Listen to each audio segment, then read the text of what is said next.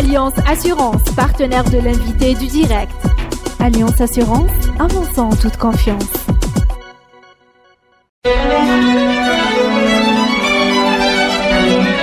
Pour bien s'entendre, il faut bien s'écouter. Rendez-vous sur M, la petite radio du Grand Maghreb. Amis auditeurs de Radio M, bonjour. Nous avons le grand plaisir de recevoir dans l'invité du direct aujourd'hui Zafira Wartsi Baba, responsable, fondatrice d'Artissimo. Artissimo, il y a déjà 18 ans, Zafira. Bonjour, merci d'être avec nous, merci d'être venu en voisine, on est tous les deux à Alger Centre. Oui.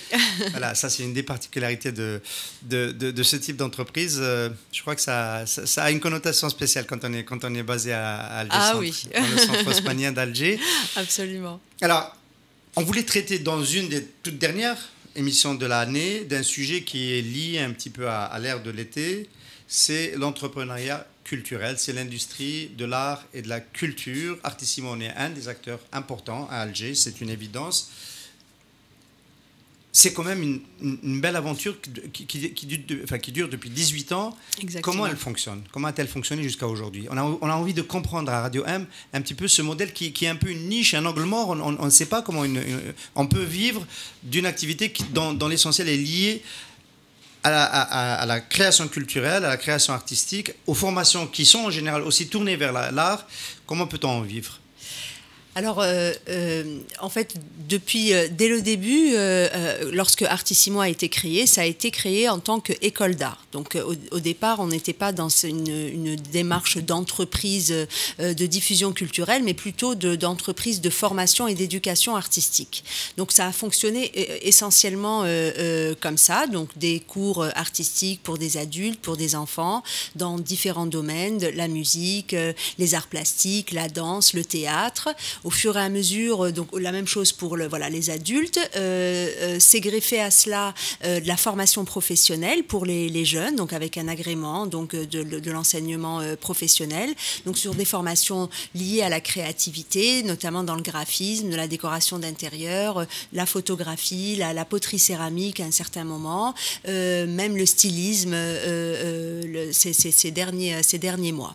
Et donc ça a été notre cœur de métier. C'est comme ça qu'on a fonctionné et qu'on a pu vivre en tant qu'entreprise.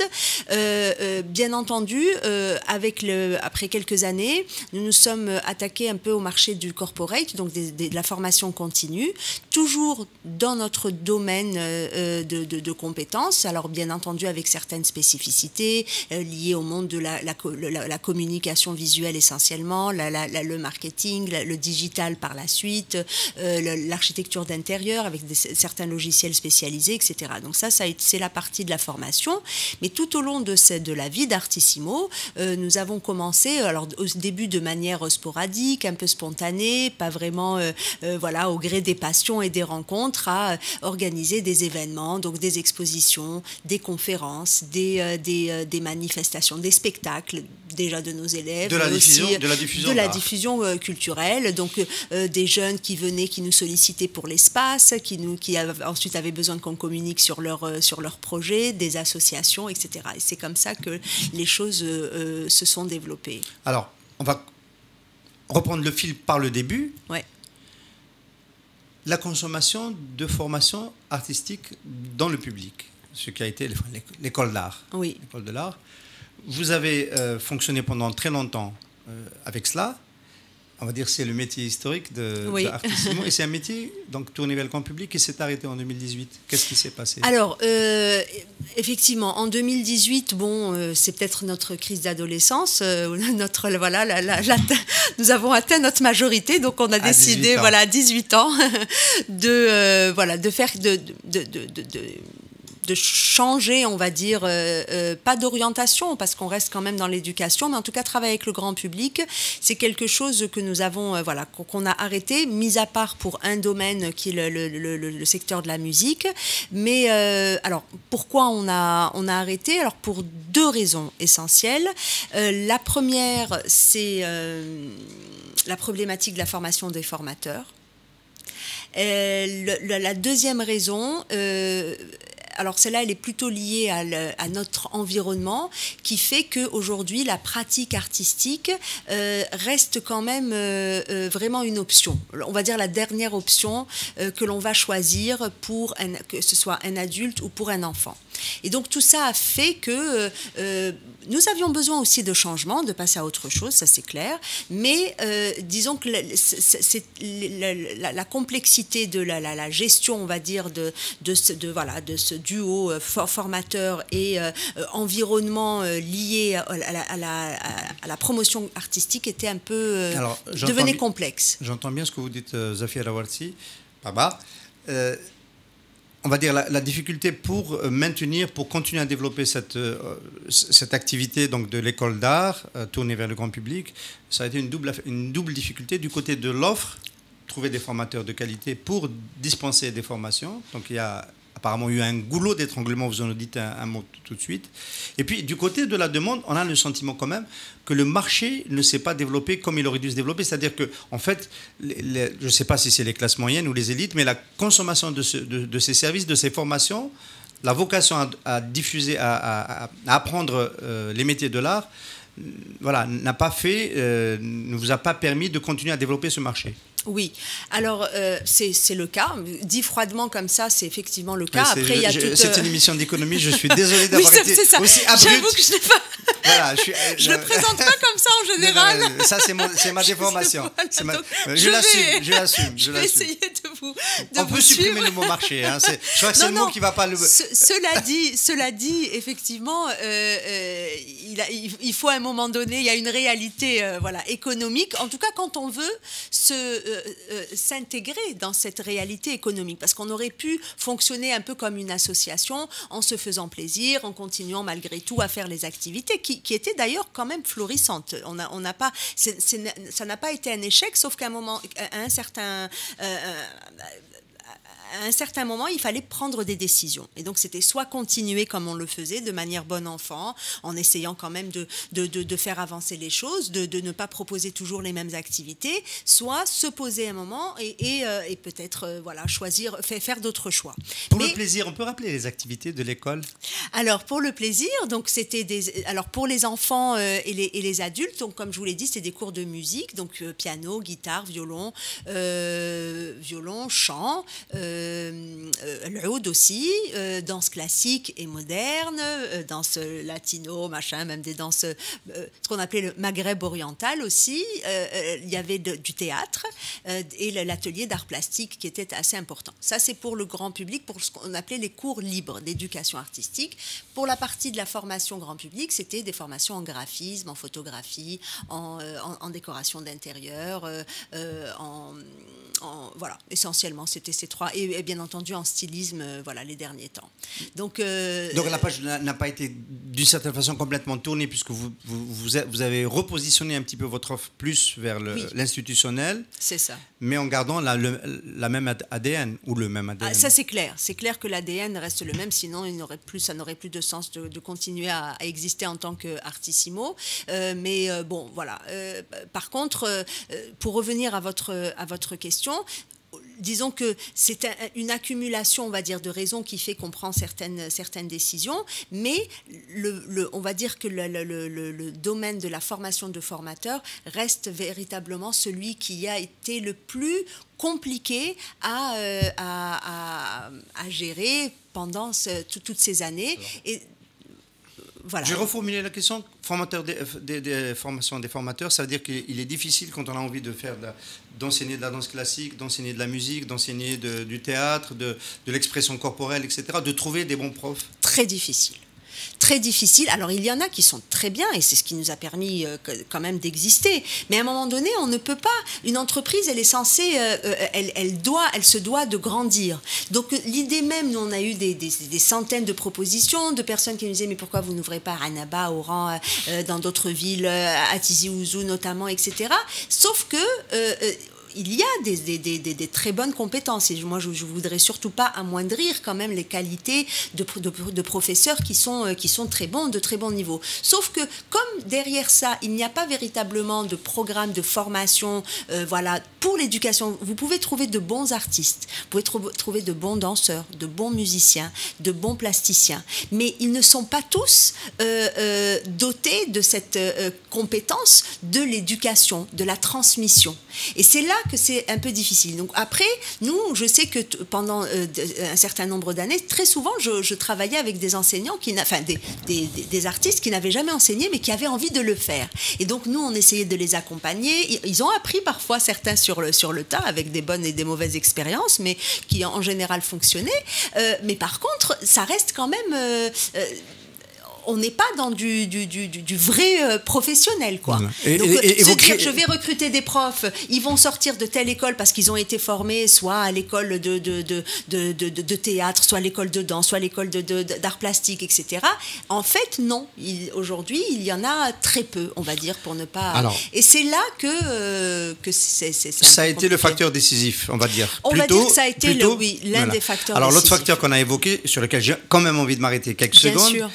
Est-ce que les Algériens sont quand même un peu pinques quand il s'agit de la formation artistique de leurs enfants? Alors, en fait, ça dépend des phases.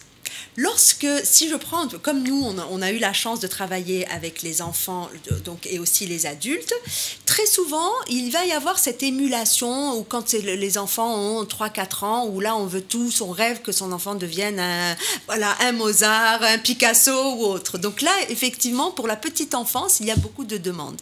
Mais le problème, c'est que lorsque on arrive à l'âge, on va dire, de raison, donc 7 ans au moins, où là, on est censé entamer donc, un parcours académique, ça nécessite une rigueur, ça nécessite une présence, ça nécessite du travail à la maison, qu'on le veuille ou pas, même si c'est une passion. Et on ne revise pas ces barres de la danse classique à la maison quand même. Oui, mais on vient au moins 3 fois par semaine. Oui. Vous voyez, au cours. Or, nous, par exemple, ne serait-ce que les 3 fois par semaine, on n'a jamais pu les imposer. On a réussi, tant bien que mal, à imposer les 2 fois par semaine, mais ça a été difficile. Mais je n'en veux pas aux parents, parce que, entre ceux qui travaillent, ceux qui n'ont pas comment se libérer voilà, pour accompagner les enfants, le stationnement, la circulation, l'aspect aussi financier, qu'on le veuille ou pas, d'autant plus que nous, notre public, ça a été vraiment, on va dire, le public de classe de cadres, voilà, cadre supérieur et pas forcément des personnes qui étaient très aisées. Et donc, du coup, on commence à sacrifier. Et plus ça va, et moins c'est important. C'est-à-dire que plus l'enfant grandit, à 12-13 ans, c'était vraiment le maximum parce qu'après, on va considérer que le sport est plus important et surtout l'éducation, l'enseignement général. Donc, ça commence les cours particuliers, les maths, la physique, le machin. Il n'y a plus de place pour l'art. Et donc, c'est là qu'on se rend compte que, véritablement, on n'a pas intégré ça encore comme faisant partie de l'éducation d'un enfant. Et quand il est adulte, c'est encore pire. Là, les adultes... ont cette volonté. Beaucoup viennent chez nous en disant « mais j'ai toujours rêvé de faire de la musique, j'ai toujours rêvé, etc. » Mais c'est la vie qui fait qu'ils ne viennent jamais. Même le cours qu'ils ne viennent jamais, j'exagère. Pas de manière régulière. C'est-à-dire que, j'exagère, je suis un peu négative là-dessus. Ça s'est fait, je vous ai dit, on a fonctionné comme ça pendant 18 ans. Sauf que c'est toujours... c'est l'irrégularité qui fait que même parfois les professeurs se lassaient. Oui. Vous avez un groupe de 10 ou 12 et puis il y en a 3 qui ne peuvent pas. Là, il a une conférence, l'autre il doit partir, l'autre il n'a pas pu venir. Et donc on n'arrivait pas à atteindre les objectifs qu'on se fixait en termes de résultats. Oui. Alors en 18 ans, est-ce qu'il y a des pépites qui ont fait une carrière dans l'art? Oui, on en a eu quelques-uns. Alors, on a eu déjà certains enfants qui ont décidé, on en a eu pas mal, ça peut-être au moins une bonne dizaine, qui ont décidé finalement de choisir un parcours de formation supérieure dans le domaine des arts. Donc, certains ont décidé de faire des formations, des études de musique. Beaucoup ont fait ensuite les beaux-arts, on l'a su après. Essentiellement, ça a été essentiellement dans ce domaine, pas dans le domaine de la danse. Certains ont créé un peu leur petite compagnie de théâtre, etc. Mais bon, ça n'a pas beaucoup duré. Et parmi les pépites que je peux citer, j'espère que, enfin, je pense pas qu'ils m'en veuillent parce que c'est quelqu'un que j'apprécie beaucoup. On a le groupe Baby Blues, dont le fondateur avait fait Artissimo quand il était très jeune. Et puis voilà, il a décidé d'en faire un métier. Il a un groupe qui fonctionne très bien. J'en suis très fière. C'est une fierté, Voilà. j'allais dire qu'effectivement, ça ne peut pas ne pas être une fierté. Alors, l'autre volet, tout à l'heure dans l'évocation, c'était ce qui arrivait en deuxième, c'est un peu une spécialisation maintenant dans la formation, et la formation tournée corporate, avec des métiers. Est-ce qu'on peut dire que quand on va chez Artissimo, on a une chance de rencontrer les métiers de demain, les métiers qui vont marcher sur le marché du travail demain? Parce qu'aujourd'hui, c'est une vraie problématique. Quand des parents payent une formation à un jeune, en échec scolaire ou pas, hein, qui a envie de compléter des compétences, on se pose toujours la question, à quoi ça va servir? Vous faites des formations diplômantes. Alors, Là, vous êtes toujours sur le volet du grand public, donc c'est ce qu'on a fait pendant la même chose 16 ans. Pas nécessairement, on va passer aussi dans le corporate. Oui. Alors, en général, quand les parents inscrivent leurs enfants, c'est pas du corporate, c'est du grand public. Oui, et là-dessus, quand même, je voudrais revenir 5 minutes. Lorsque nous, on a eu donc, on a fait ces formations. Donc, pendant quelques années, on les a faites diplômantes. Donc, c'est des techniciens supérieurs, notamment en graphisme, en communication graphique et en architecture d'intérieur. Ça nous a véritablement permis, enfin, ça a permis à beaucoup de jeunes de s'insérer professionnellement. C'est-à-dire qu'ils avaient des formations qui leur permettaient de travailler.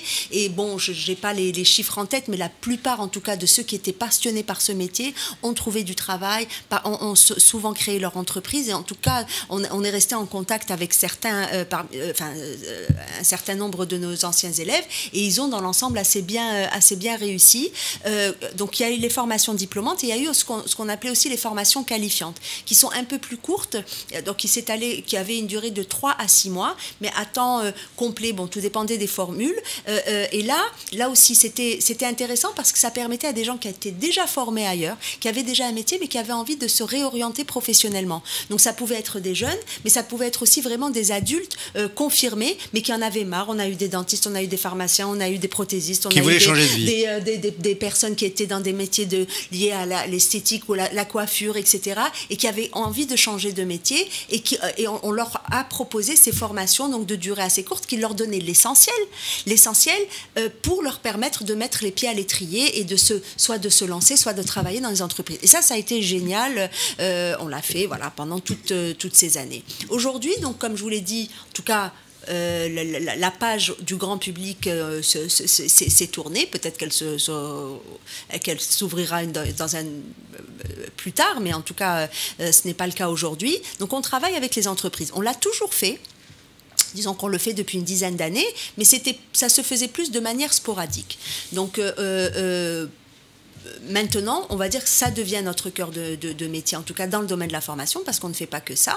Et là, on travaille plutôt avec les entreprises qui ont un département de communication, notamment, voilà, et qui vont former leurs cadres dans le cadre de la formation continue. C'est une obligation quasiment de former ses employés. Donc ça va être dans différents métiers, donc que je vous ai cités, communication, marketing, graphisme, donc beaucoup de logiciels donc liés, nouvelles technologies, digitales, 3D, voilà. L'offre, elle tourne autour de ça. Après, il va y avoir des logiciels donc Microsoft, un peu d'administration, etc.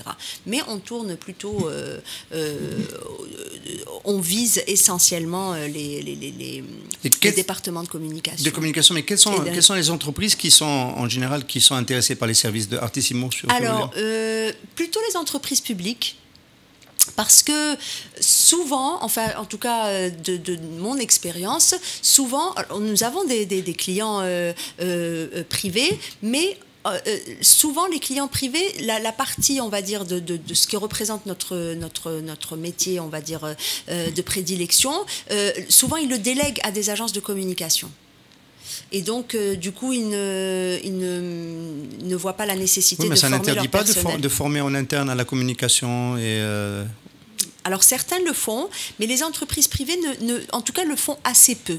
On a travaillé avec certaines entreprises privées, mais sinon ça va être plutôt soit des multinationales essentiellement, ou bien des entreprises publiques. Alors dans le cas des entreprises publiques, moi je trouve ça un peu surprenant que ce soit surtout des entreprises publiques qui soient dans votre réseau client. Oui. C'est quand même, désolé pour l'expression réseau client, parce qu'il peut être aussi un peu plus propre à une émission d'économie. Parce qu'elles sont pas très communicantes. Nous on est un peu sur les mêmes métiers. Les entreprises publiques ne sont pas très communicantes. C'est pas. On va prendre les banques publiques. La dernière interview d'un responsable d'une banque publique sur un plateau de radio ou de télé, c'est rarissime. Je parle pas des grands groupes publics. Qui connaît le patron de Considère? Pourtant c'est un chiffre d'affaires monstrueux. Alors, effectivement, ça c'est une bonne question. Souvent la demande elle se fait sur la communication visuelle. Et fait sur la communication, on va dire orale notamment, et donc qui devrait être, qui devrait concerner les managers, le top management, etc. Les entreprises publiques ont un peu de mal encore avec ça. Ça fait pas trop partie de la culture. Peut-être que ça va changer, mais aujourd'hui, c'est surtout les départements communication visuelle, c'est-à-dire quand il s'agit de former sur quand ils font de la création de catalogues, de livres, d'éditions, ou bien s'ils ont un département audiovisuel, etc. Donc les caméramans, la 3D, les logiciels de 3D, etc. Ça, ils le font. Mais quand ça concerne les cadres qui doivent s'exprimer, la prise de parole en public, etc., dans les entreprises publiques, Mazel encore. Très bien. Alors, pour évoquer à nouveau des métiers et des formations liées à la création artistique, la façon dont évolue un petit peu le paysage artistique en Algérie, on a évoqué tout à l'heure quelques pistes. L'audiovisuel, il y a une vraie demande. Les musées, l'organisation d'événements, le théâtre, les métiers qui tournent autour du théâtre. Est-ce que tout cela, Artissimo a la possibilité de le développer comme une offre de...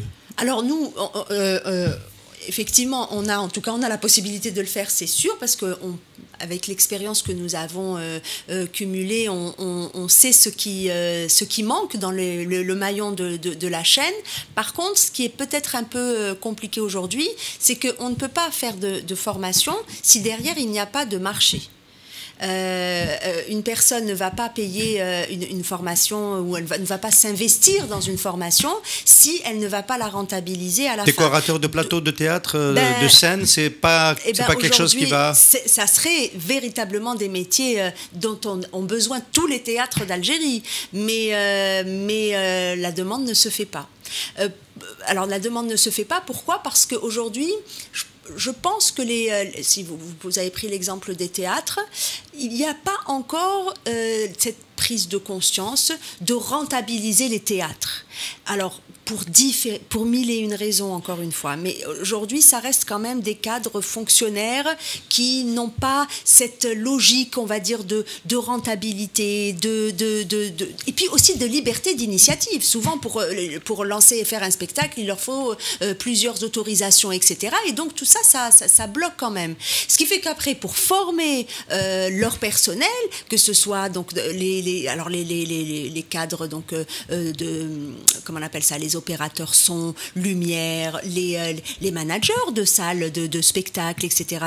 Tous ces métiers-là n'existent pas et pourtant il y a un besoin de développement de compétences qui est très important. Autre chose, vous avez parlé des salles de spectacle, aujourd'hui elles sont toutes publiques. Oui. Il n'y a pas de salles de spectacle privées. Ce qui peut créer le marché, c'est que justement, il y ait cette émulation et qu'il y ait un peu une concurrence qui va faire que les choses, elles vont se développer et puis se structurer par elles-mêmes. Mais alors, les salles, effectivement, on peut penser que... Les musées aussi. Les salles, les musées, les acteurs de l'industrie culturelle, est-ce que vous ne trouvez pas... Zafir El-Sibaba, qu'il y a peut-être un manque d'initiative, le nombre de compagnies privées qui soient nées dans l'art, dans la création artistique, tout ça en Algérie ces dernières années, c'est pas assez. Oui. Alors, vous savez... Tout le monde ne se jette pas à l'eau, on sent bien qu'il y a... Aujourd'hui, enfin, moi, ma réflexion, c'est qu'aujourd'hui, quand on parle de création, d'art, ça fait toujours sourire. C'est mignon, c'est joli, ça anime très bien les discussions de salon. Sauf que ce que l'on oublie, c'est qu'un artiste, il faut qu'il mange, il faut qu'il vive, et pour qu'il puisse être créatif, il faut qu'à un moment donné, il puisse vendre son spectacle. Quand on monte, on descend, on fait comme on veut, c'est comme ça que ça se passe. C'est une logique, sauf s'il y a des mécènes. Et là aussi, c'est une autre problématique, peut-être qu'on va y arriver après. Et donc, ne serait-ce que une compagnie de théâtre ou une compagnie de danse qui va être créée, il faut qu'elle fasse des spectacles. D'abord, il faut qu'elle se crée. Pour qu'elle se crée, il y a encore ces histoires de statut juridique. Est-ce qu'ils vont se mettre en association? Et là, ils vont mettre 10 ans à créer leur association pour avoir l'agrément. Est-ce que ça va être une coopérative? Tout le monde ne reconnaît pas la coopérative, donc c'est compliqué. Est-ce que c'est une entreprise? Il n'y a pas forcément d'aide, parce qu'en fait, si vous êtes une entreprise, que vous soyez vous êtes une entreprise culturelle, que vous soyez une multinationale qui génère des millions de millions de dinars de chiffre d'affaires, ou une petite entreprise compagnie de danse, c'est la même chose vis-à-vis des impôts. Vis-à-vis des impôts et vis-à-vis de toutes les obligations. Il n'y a aucune incitation pour l'industrie de la culture. La banque, etc., pour avoir des crédits, etc., c'est très... Si on sourit dans les familles quand on parle de création artistique... Vous imaginez la tête de mon banquier, par exemple. Voilà. Donc, et donc, tout ça fait que l'initiative même si la créativité existe, mais pour que cette créativité, elle puisse avoir un essor, c'est plus compliqué. C'est plus compliqué. Vous avez ajouté les dédales bureaucratiques pour créer une association. Là aussi, en Algérie, c'est compliqué. C'est-à-dire que les restrictions sur les associations ont dû refermer le champ culturel. Une chose toute bête. Voilà, compagnie de danse. Je reprends encore le même exemple que vous avez cité. 3 danseurs qui ont envie de s'organiser en association pour faire des spectacles et essayer de demander, parce que s'ils sont en association, ils vont demander des subventions, etc. Il faut être 15 pour créer une association. Déjà, d'où vous allez ramener les 15 ? Ce n'est pas donné à tout le monde, sauf si on est sur un projet associatif qui a d'autres buts, etc. Mais dans d'autres pays, souvent, souvent ils commencent par des associations, et puis après, si vraiment la compagnie se développe, là, elle peut choisir un autre modèle d'organisation juridique, quoi. Les coopératives, il y a eu cette brèche, on va dire, des coopératives, mais après, on a demandé des agréments, etc. Que les choses soient réglementées, c'est normal, c'est important. Le problème, c'est que souvent, il n'y a pas une bonne communication entre les différents départements, que ce soit des institutions, etc. Et donc, tout ça, ça ralentit la prise d'initiative. Et donc, ensuite, le jeune qui a envie de créer sa compagnie, très souvent, il va abandonner, parce que là, on est à la création. Mais ensuite, qu'est-ce qui va lui assurer sa diffusion? Aller dans des salles de spectacle, etc., vendre, alors vendre, etc. Vous m'offrez, Zafira, une transition toute faite vers le dernier volet, le dernier étage de la fusée Artissimo, la diffusion, l'événementiel. On peut penser que, en toute légitimité, Artissimo devrait aussi être un acteur de l'industrie des événements. Alors, en toute légitimité, oui.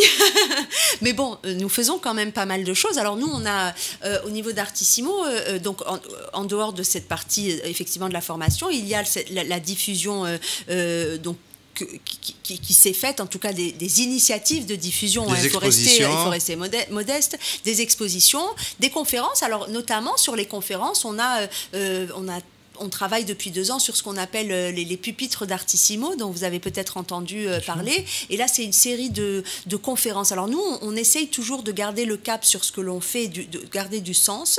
Donc même si on est effectivement dans une démarche de développement économique, mais on travaille beaucoup sur notre culture, sur la valorisation de notre culture, de notre patrimoine. Parce que je trouve qu'on est toujours dans la critique. Tout tous, nous citoyens, hein, je parle, on critique, on parle toujours de ce qui ne va pas et on ne voit pas ce qui est là, ce qui est beau, ce qui appartient à notre histoire, à notre culture, et on ne sait pas forcément le vendre. Et donc, à travers l'initiative des pupitres d'Artissimo, alors notamment cette année, ça s'appelait Alger, histoire de lieu, histoire de vie, on a initié une série de rencontres où on a abordé des thématiques plutôt sociétales, pas nécessairement culturelles, mais dans lesquelles on parle de notre patrimoine d'Alger, de ses musées, de ses palais, de ses lieux, de ses rues, voilà. Et on a abordé des sujets donc liés au lieu culturel, à certains événements tels que le panafricain, le festival panafricain qui a eu lieu, de cette émulation qu'il y a eu à Alger, à la rue Didouche Mourad, du côté du Square Port Saïd. Et donc tout ça, ça nous fait visiter un peu notre ville. On a parlé de sujets de l'amour à Alger, les grandes histoires d'amour, de l'intimité, que l'on vive à la Casbah ou que l'on vive dans des constructions haussmanniennes ou dans les nouveaux quartiers comme Del Ibrahim ou le Hamis. Comment est-ce que l'intimité au sein des familles se vit? Il y a eu beaucoup de sujets. On a parlé de spiritualité aussi. Et donc ces sujets-là qui touchent monsieur et madame tout le monde, eh ben, on les a abordés, mais en parlant de notre ville, donc d'Alger et de sa richesse. Avec des parcours culturels et des visites. Alors, pour cette partie de la conférence, je vais revenir sur l'aspect économique. Donc, notre modèle là-dessus, parce que nous, ces conférences-là, elles ont un but. Enfin, le but, c'est qu'elles puissent être ouvertes au grand public et donc gratuites. Hein. Aujourd'hui, il n'y a pas encore en Algérie la culture de payer pour des conférences. Donc, on fait appel à des mécènes, à des. On confond toujours sponsoring et mécénat. La différence, elle est simple. Le sponsor va demander une visibilité sur l'événement. Voilà. Il faut que celui qui fait l'événement lui restitue un minimum de visibilité de sa marque liée à cet événement. Voilà. Dans le cas du mécénat, ce n'est pas nécessaire. Ce n'est pas nécessaire. Et donc, il y a toute une nouvelle culture à mettre à vulgariser auprès des entreprises pour justement accepter d'être mécène pour ce type d'initiative. On en a eu quelques-uns, ce qui nous a permis de faire cette série de conférences, mais c'est aussi un monde. Le monde de l'entreprise est encore très peu, je pense, conscient de on va dire, de l'importance de soutenir ce type d'initiative. Mais nous, c'est un peu dans ça qu'on se lance. Alors aussi. Ça, c'est une échelle d'événements. Est-ce qu'on ne peut pas penser à des événements d'une échelle un peu plus grande, qui sortent des murs d'Artissimo et qui va peut-être en fusionnant avec d'autres acteurs apporter l'expertise on va dire, du contenu artistique que vous détenez à Artissimo pour croiser avec d'autres initiatives, d'autres acteurs à une échelle un peu plus grande?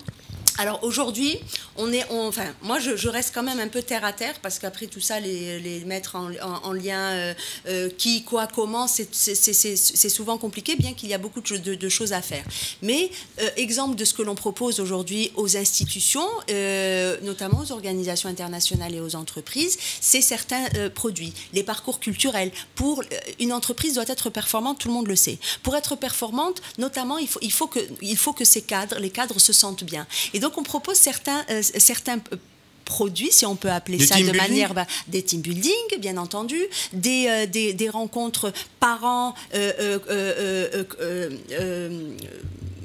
parents-enfants au sein de l'entreprise. Je veux dire, aujourd'hui, les parents, les cadres sont avant tout des parents. Ils ne voient pas leurs enfants toute la journée. Leurs enfants ne savent pas où leurs parents travaillent. Et donc, nous, on propose ce qu'on appelle le Art Family Day, où on invite les enfants des collaborateurs à venir visiter. Alors, donc, ça, c'est un programme qui est... Ça doit pas être dans des boîtes de com. Dans les boîtes de com, les gens, en général, ils sont très jeunes, ils n'ont pas encore d'enfants. Pas du tout. Oui, c'est vrai. Mais dans une usine ou une multinationale, ils ont 2000 ou 3000 employés, et ce sont ces 2000 et 3000 employés qui travaillent et dont les enfants ne savent pas forcément ce que leurs parents font. Donc ça crée du lien social, ça crée du lien, et de la cohésion dans le groupe, et en même temps, ça nous permet un peu de valoriser la pratique artistique. Donc je vous ai parlé des parcours culturels, où on propose aux employés et aux enfants des employés de visiter à Alger, mais avec des des programmes d'éducation artistique, etc. On a fait, par exemple, cette année avec une organisation internationale, une résidence artistique dont l'objectif, alors c'était plutôt une résidence qui avait un objectif d'égalité homme, de travailler sur la thématique de l'égalité homme-femme. Donc la même chose, ça a pu être, on va dire, pris en charge par une organisation internationale. Et donc c'est ces choses-là que nous essayons de mettre en place. Et dans le monde de l'entreprise, justement pour améliorer les relations entre collaborateurs, vous savez, les gestions de crise, de stress, les difficultés, voilà, pas les difficultés, mais par exemple les notions de leadership, de management de projet, etc., nécessitent une certaine cohésion. Et à travers des produits comme ça, de pratiques artistiques, eh ben nous, on essaye de diffuser convaincre. Du liant. Exactement, voilà. Et ça donne la pêche, en fait, et c'est très, très valorisant pour les personnes et donc pour le groupe. On arrive vers la fin de cet très agréable entretien, Zafira Rawalsi Baba. J'ai appris, très surpris d'apprendre au début de cette émission, enfin au début en aparté, que vous étiez avocate de formation. Ouais. Est-ce que l'entrepreneuriat social et l'entrepreneuriat culturel en particulier butent sur, on va dire, une problématique de protection des droits artistiques, des droits intellectuels? Est-ce qu'en Algérie, est-ce qu'on prend un risque quand on se lance dans ces métiers-là de voir des créations qui peuvent être... Dans la musique, on sait que c'est le cas. Beaucoup. Oui, c'est le cas. Dans la musique, c'est le cas. Dans la peinture, dans les arts graphiques, ça l'est moins. Dans la peinture, ça l'est un peu moins parce qu'il y a quand même une protection qui existe. Mais vous savez, souvent, les gens n'ont pas aussi le réflexe d'aller protéger. leur. Mais aujourd'hui, je pense que c'est mettre la charrue avant les bœufs. Il faut qu'il y ait d'abord de la créativité avant qu'on la protège. Ouais. Et il n'y en a pas suffisamment. C'est ce que je dis. C'est ce que je dis. Je veux juste une parenthèse aux gendarmes qu'on croise dans les colloques qui nous parlent de la cybercriminalité, de l'obligation de faire très attention. En Algérie, on n'a pas encore créé un espace national numérique, on ne produit pas assez de contenus digitaux algériens et on pose toujours le problème de la sécurité avant. Bien sûr qu'il faut l'avoir, ce problème de la sécurité, mais la problématique c'est d'abord de créer du contenu. Du contenu, absolument. Et là-dessus, s'il devait y avoir une priorité à mon sens, c'est véritablement d'encourager ces initiatives, de faire en sorte que les jeunes puissent, même si c'est pas bon, même si c'est pas de la bonne qualité, mais à un moment donné, ça sert à rien de bloquer les gens avec des agréments, des papiers, etc. Parce qu'après, on n'a rien, on a le néant. Alors que si vous permettez, surtout que en l'occurrence, il n'y a pas de mort d'homme, il n'y a pas de danger. C'est pas comme permettre à un jeune de vouloir pratiquer de la médecine. Ou vous voyez ce que je veux vous dire. Donc il faut remettre les choses à leur juste mesure. Et donc c'est on va dire le marché, le public, les clients, le consommateur final qui va choisir, qui va dire tel artiste est bon, telle création est bonne, etc. Mais il faut laisser il faut vraiment encourager, pas laisser faire. Il faut encourager les initiatives, vraiment les pousser et leur donner de la visibilité, valoriser tout ça. Et là-dessus, tout le monde doit vraiment jouer le jeu. Le grand public, les institutions, les médias aussi. On parle des médias, très souvent, quand on invite la presse, ça ne les intéresse pas. Alors, je ne sais pas si nos petits fours ne sont pas suffisamment... Il y a très peu de rubriques culturelles aujourd'hui dans la journée. Ils ne viennent pas, je ne sais pas, ça ne les intéresse pas. Et donc, forcément, ça veut dire qu'en fait, le secteur n'est pas un enjeu, n'est pas important aujourd'hui. Et moi, je trouve que c'est dommage parce que la pratique artistique et la créativité aujourd'hui sont des valeurs, des vecteurs de développement économique. Si on doit parler de manière barbare, comme le monde fonctionne aujourd'hui, mais ça a aussi un impact sur la société extrêmement positif, dont toutes les études, on en fait la démonstration. Ça parle à l'âme. Ça parle à l'âme. Merci beaucoup, merci Zafira Rawalsi Baba d'avoir été notre invitée aujourd'hui. Merci. C'est moi qui vous remercie.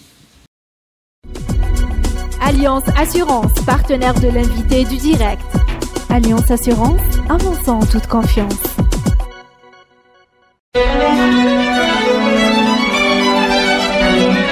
Pour bien s'entendre, il faut bien s'écouter. Rendez-vous sur M, la petite radio du Grand Maghreb.